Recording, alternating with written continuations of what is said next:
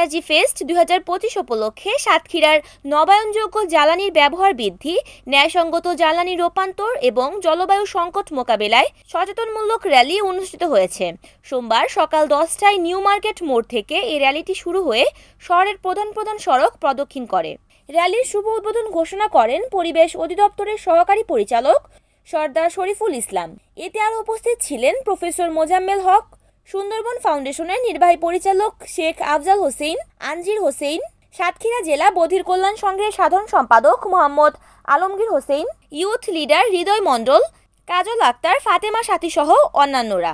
র্যালিতে অংশগ্রহণকারীরা জলবায়ু পরিবর্তনের ঝুঁকিতে থাকা পরিবারের শত নারী পুরুষ। তারা ব্যানার, ফেস্টুন ও পোস্টার নিয়ে নবায়নযোগ্য জ্বালানির ব্যবহার, জলবায়ু সচেতনতার বার্তা সাধারণ মানুষের কাছে পৌঁছে দেন। আয়োজকরা জানান, পরিবেশ রক্ষায় ও জ্বালানির টেকসই ব্যবহার নিশ্চিত করতে সাধারণ মানুষকে সম্পৃক্ত করা এবং নবায়নযোগ্য জ্বালানির গুরুত্ব বোঝানোই ছিল এই র্যালির মূল উদ্দেশ্য। এই যে জলবায়ু পরিবর্তন এবং এই যে পরিবেশ বিপর্যয়, এর পিছনে মূল কারণটাই আছে যে কার্বন এমিশন, এবং সারা পৃথিবীতে এই কার্বন এমিশন কমায় আনার জন্য, কারণ আমরা এনার্জি থেকে কখনো বাইরে থাকতে পারবো না। আজকে আমাদের এটাই আন্দোলন বা জনসাধারণকে সচেতন করার এই চেষ্টা।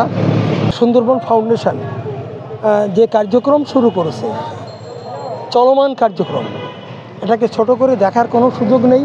এই কাজের অগ্রগতি নিয়ে আমরা আরও বহুদূর এগিয়ে যেতে পারবো।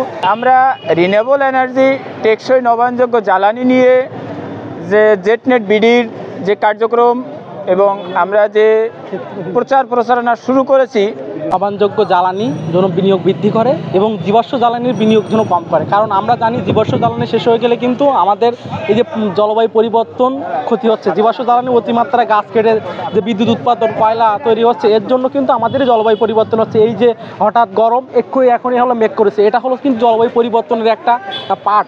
তো সেই হিসেবে যারা বিনিয়োগ করছে তারা যেন নবায়নযোগ্য জ্বালানিতে বিনিয়োগ বেশি করে। রিপোর্ট করেছেন সাতক্ষীরার প্রতিনিধি আব্দুর রশিদ, NAN TV।